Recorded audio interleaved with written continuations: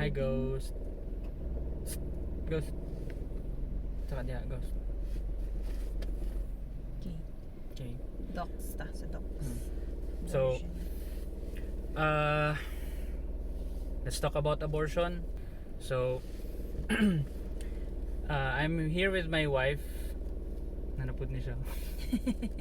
So, I'm here with my wife. So, last night, I think I asked her to the other night to get data more about abortion kasi alam ko lang na may mga datos na available pero hindi ko talaga alam yung mga specific details. So I asked her to search about the stuff that I want to know. And si Ghost nga pala yung aso namin sa likod. Ghost. So I know na hindi ako babae and malaking gap sa context ng babae ang wala ako kasi iba talaga pag perspective nila, pero I just love to give my opinion. Okay.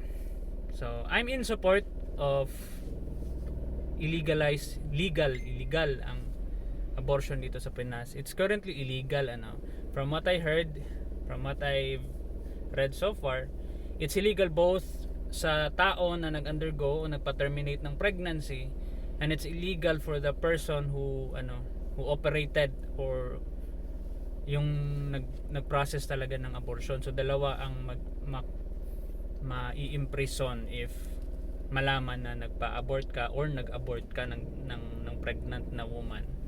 So I am pro-abortion, but Really? huh? Pro-abortion ba ito?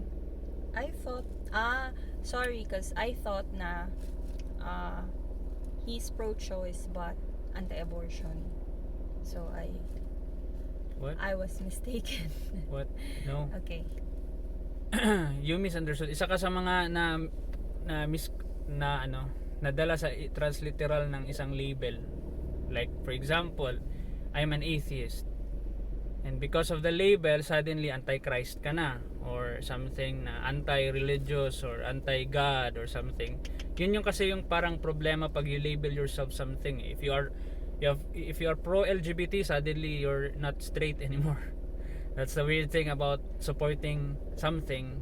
It's like transliterally, if you say you're pro-abortion, you are suggesting abortion for women, which I think is weird. I am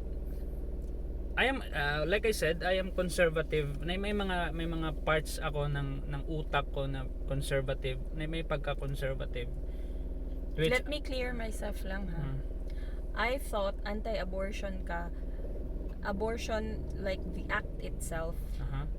Like doing, like, cause you mentioned before, Manggod, na you mentioned way back that anything that has to do with body operation or destroying or removing anything na part sa body mo is ngilngig or what's ngilngig in English? Horrifying or something like that. So I assumed I didn't ask him. I assumed that because of that he's not into abortion, but he supports that women should have choices. I think okay, I would say na I said something like that before. I even can relate it to trans women na mag-undergo ng medical transformation. And I was thinking, I was just giving my opinions in perspective to me. Like I wouldn't want to undergo any kind of surgery because I personally don't want to go to a hospital in any kind of reason. If may lagnat ako, I don't go because many reasons. Money, the process would meron kasi din akong parang mali na pag bring up about medication, going to hospital. Isa ako sa mga biktima isa ako sa mga Pilipino na unaware na, or not really unaware, but yung parang may weird na relationship sa hospital.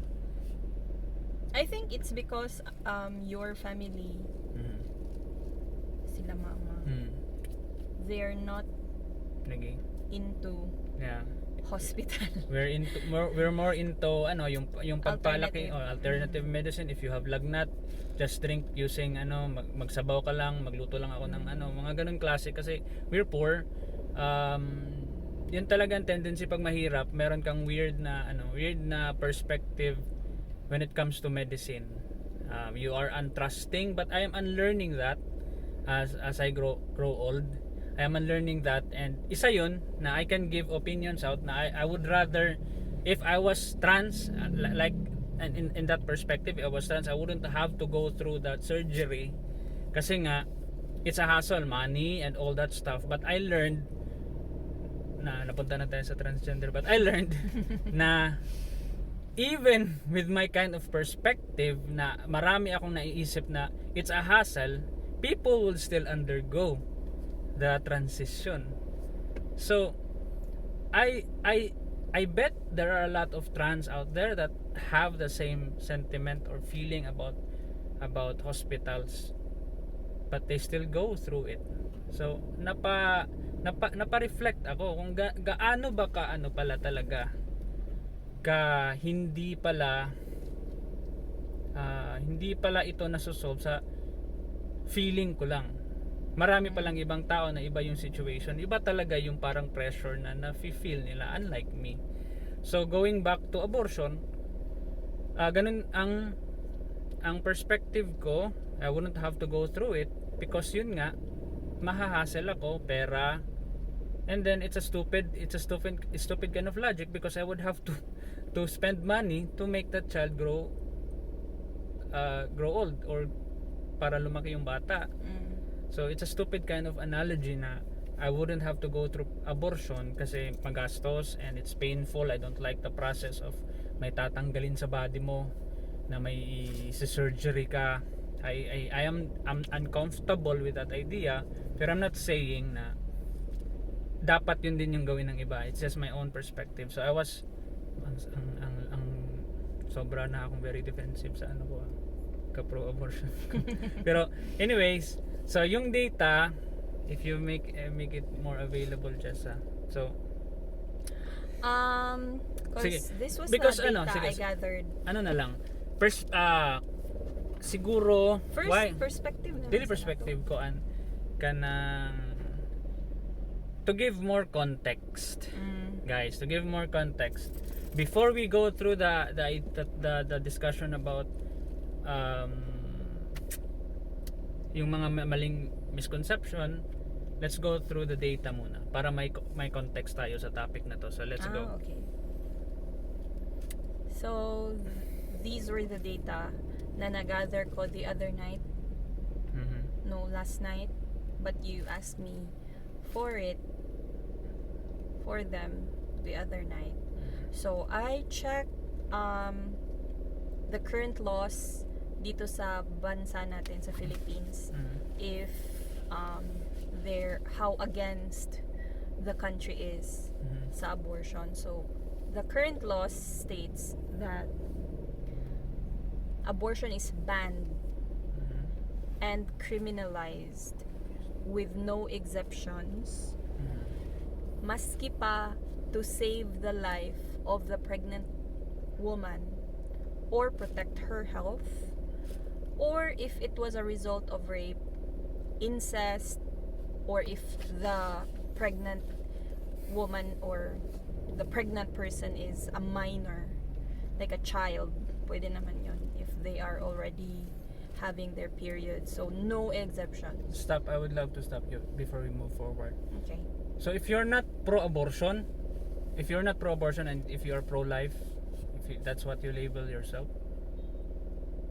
hindi ka ba nag-a-agree na at least man lang may batas man lang for these specific na mga scenarios? If you are against, I mean, to save the woman's life, if may mga conditions, anong mga certain conditions na may endanger yung pregnant na mama? Ectopic. Ano yan? Ectopic pregnancy is pregnancy na outside sa womb Sa mom. So pati yan ban. Not mom, but outside sa womb sa babae. So pati yan. yeah, it was banned. It's Banned yan. included sa So, diba? no exception. So Diba? maski pa ectopic can kill a woman. Because for example, if yung pregnancy niya, yung fertilized egg nag-attach sa fallopian tube and not sa uterus, the fallopian tube is very small. It's like a tube, fallopian tube. So of course the embryo or the zygote would become an embryo and then would become fetus and all that. It's not possible if you have an ectopic pregnancy. It will rupture your fallopian tube. You will bleed. You will die. There's no other way but to remove the zygote. You were a nurse. May cases ba na ganun na you have to save the mother? When I was a student, nursing student, no. So, like, Doc, ganito yung... Ectopic pregnancy, no. Bawal gidan, Doc? No, wala ko na... Never akong naka-encounter. Baka kasi ano lang baka false, baka meron pala talagang exemptions and exaggerated lang yung data. Yung data, I wasn't finished yet. Sorry. Okay. You cut me off. Okay. So, before 2014, no exceptions. Oh. Yep. Okay. No exceptions, maski to protect the health of the woman. Okay. Like in cases of ectopic pregnancies, or if the pregnant person is a minor child, that child will have to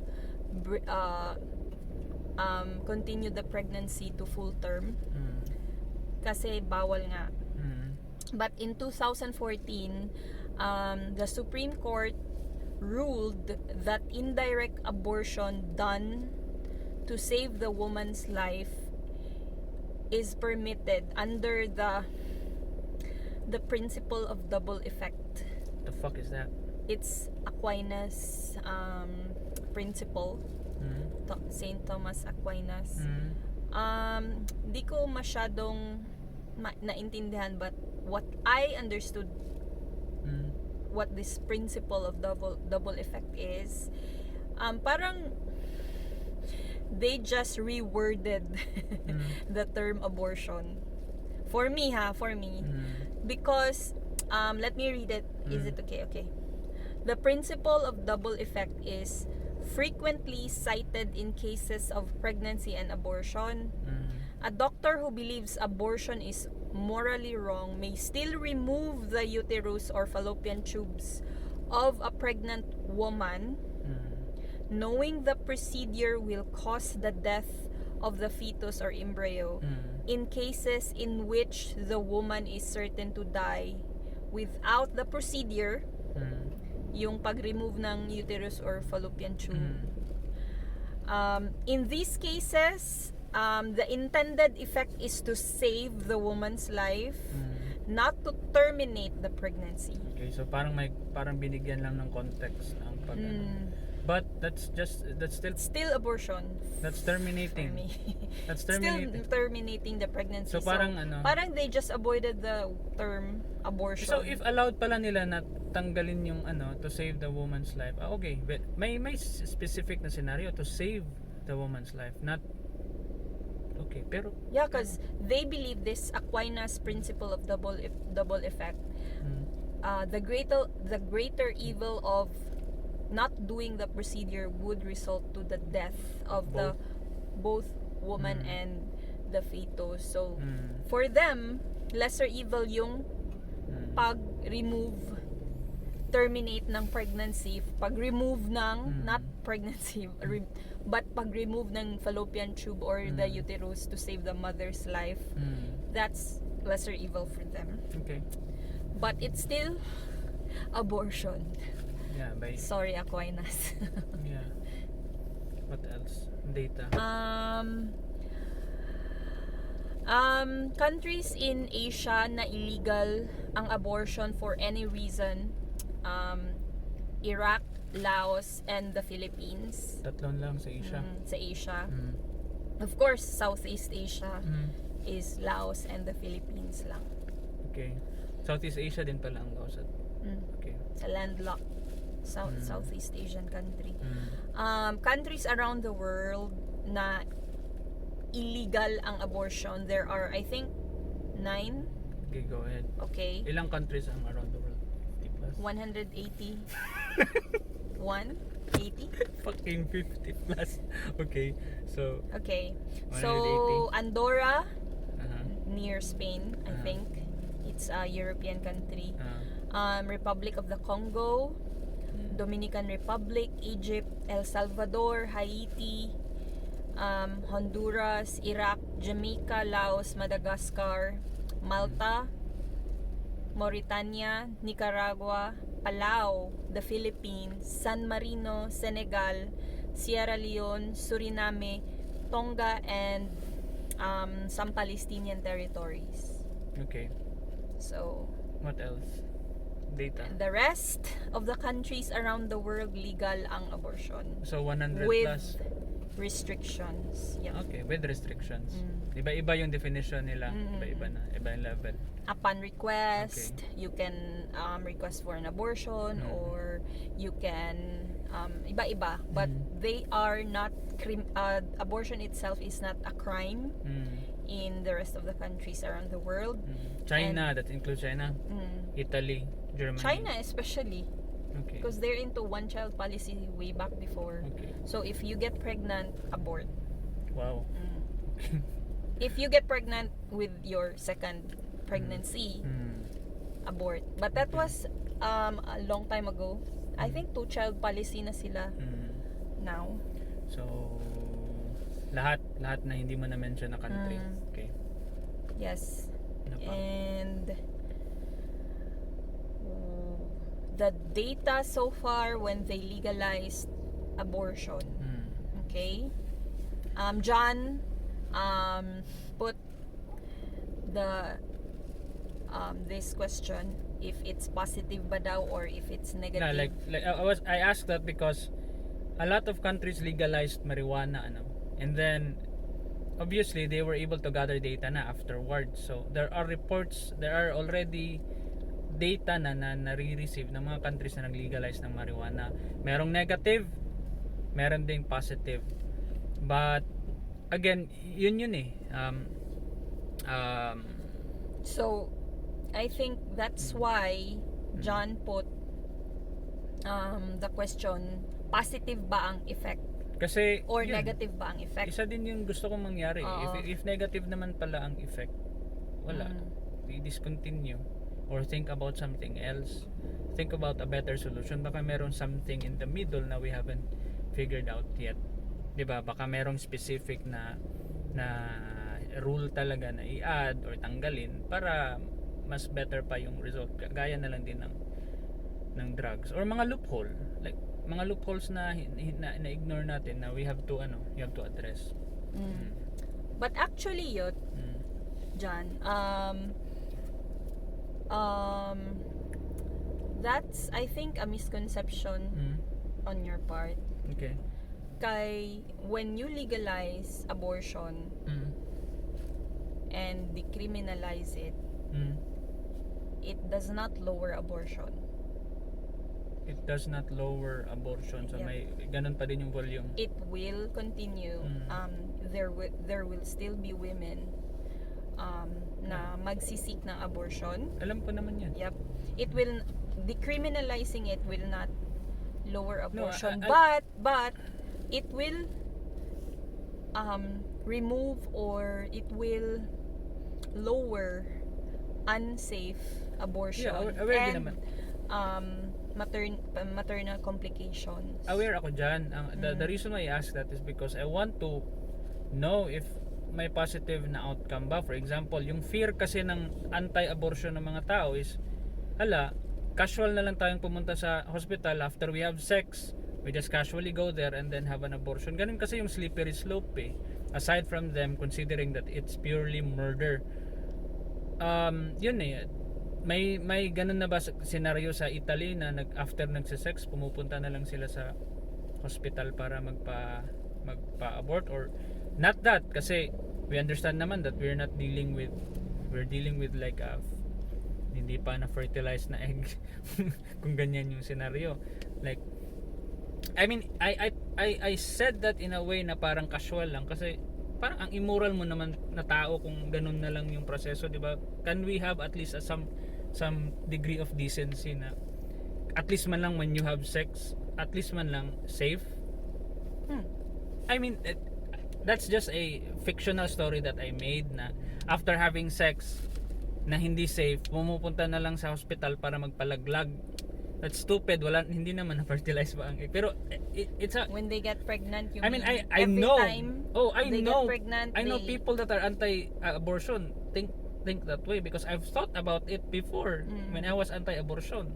So, naisip ko yan kasi siguro nawawala na yung decency ng tao na casually go to hospital and then magpalaglag. So that's why I asked that. So, may mga ganun bang cases, or may mga cases ba na supposed to be nasa term na human na yung bata sa tiyan, pinalaglag pa din? May mga ganun ba, or hindi mo na naabutan? No one will will do the termination or the removal of the fetus if it's in if viable na yung fetus. No one will, I think, no one will do that. Okay. No medical officer or personnel. But Mamaya na siguro yung misconception. Sige, continue. okay. Isa yan sa mga misconception na gusto Data? No, yung ganun na pag pro-abortion ka, okay. you are pro-abortion on the 6th, 7th month of the child. Yung ganun. No. Okay, sige, go. Yung fetus will live if you remove it from the uterus already. Okay. Kaya hindi na siya dependent sa mama niya. It can be intubated now and will live if it's on the 7th month, On the 6th 7th month, day. 6th month, 7th, 8th, and 9th Okay. month. Ano sa pa may latest? Data. And ako lang i-address imuhang like katong decency nimo. Okay. So, what if I get pregnant every time and then I get abortion every time? Yeah. I don't have an answer. I don't have a response to that. That's my upbringing. Ganyan talaga yung parang again, yeah, I told you I was a former I was an anti-LGBT, anti-abortion, and there are a lot of things that I have to unlearn like that. I don't know how to respond to that. Kasi I was brought up into a very conservative. Hindi nga kami pwedeng manood ng movie na May nagkikiss. you have to cover your face and you have to go out or something, and that's why I'm so wala akong masyadong information. No, but I think any woman would have the discernment man po not to get pregnant after an abortion. It's just my logic, I think they would realize na it's difficult, the stigma, Yeah. the time and the effort that you have to go through just to get an abortion. I think any woman would not get pregnant na hindi prepared after getting an abortion anymore. So they would, I think, learn from that. I think. So hindi parang casual. Yeah. I know someone way back. And then, yeah. She got 2 abortions, and then on the 3rd pregnancy, ready na siya. And another thing, if men, kung lalaki lang yung pregnant, I bet every nation around the world legal yung abortion. I don't know that. I wouldn't know that. Men would make it into a law, I'm sure. Because it's women, pinapahirapan talaga yung mga babae, pero alam ko, I'm sure, pag lalaki yung nabuntis, hindi issue yan. You wouldn't have to talk about it. Abortion is as easy as ejaculating. I'm sure about it. Pero women, ang nagpe-pregnant, they go the 9-month pregnancy, they have all the shit in their head na they have to think about. A lot of things ang mangyayari, and yeah, we still decide for them. They don't have to go through it. Like tayo pa din yung nagiging decision maker, men. So just want to clarify, I think, like I said previously, it just reduced the number of complications and abortion related. So the number is still the same. Yep. The number of people. When they legalize abortion, pero I doubt now how were they able to get the data of the people that exactly. kasi May wala data namang ko. nagtatrack naman. May data dito na after in the US, after they legalized the abortion,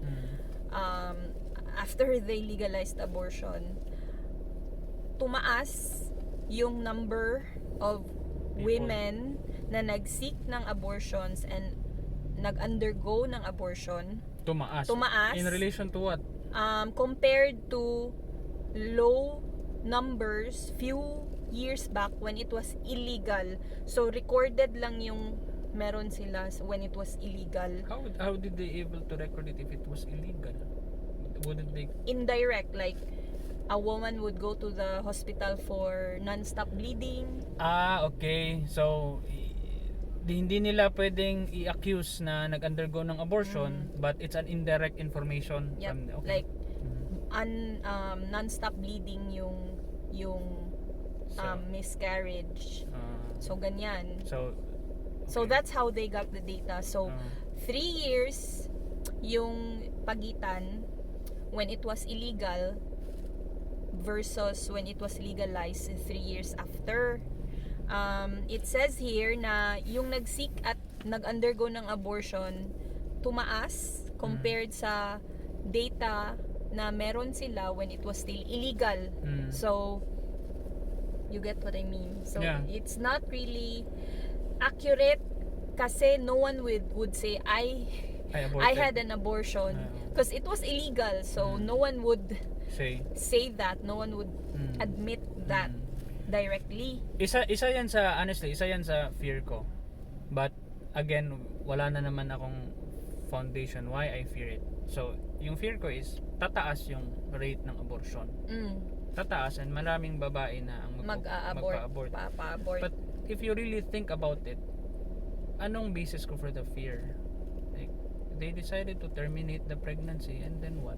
Ano yung fear ko? Ang fear siguro is I think it's rooted sa yung definition yung idea is na murder siya, we're killing a human being, and it's triple na yung nagbabae na nagpa-terminate ng pregnancy, and then triple the number of murder cases. So that's my understanding, but we will go to that later siguro Yep.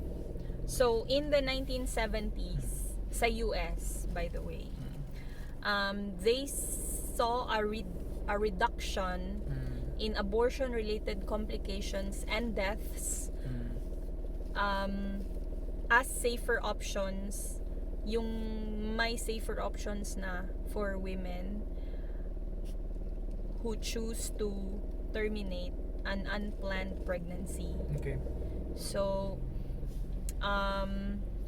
it just transformed abortion from an unsafe clandestine procedure to something na you can do safely and medically backed procedure. That's it. Okay. That's the idea of decriminalizing abortion, yung merong lang access to medically backed and safe procedure ng abortion, not the unsafe ones. And we can relate that again to drugs. Illegal ang drugs, imbes na yung level ay imbis na marijuana lang yung gusto mong i-access, and because illegal siya, you go out to the dark, buy marijuana, pero yung seller is nagbebenta din ng cocaine at shabu. So doon ka na sa shabu and cocaine kasi yun yung ano yun yung benta din kasi nga hindi regulated, 'di ba? Illegal siya. So it's a dream of mine na maging legal din someday ang drugs, not because I want everyone to be drug addicts. Another misconception na naman, it's just that if you regularize it, there will be kanang moderation ba, monitored ng government yung mga tao, pwede nilang bigyan ng programs para maayos yung buhay ng mga addicts instead of them being addict more and doing criminal shit, kasi nga they are no longer nasa black market sila. Same with women choosing abortion, na illegal siya now. Ano yung mga doon na tayo pupunta? It's gonna be graphic. My next graphic warning. So if you are sensitive with very graphic na mga contents, you have to you can pause here. Kasi yun na punta na tayo doon sa procedure na unsafe. Alam na mga babae na they will go through it.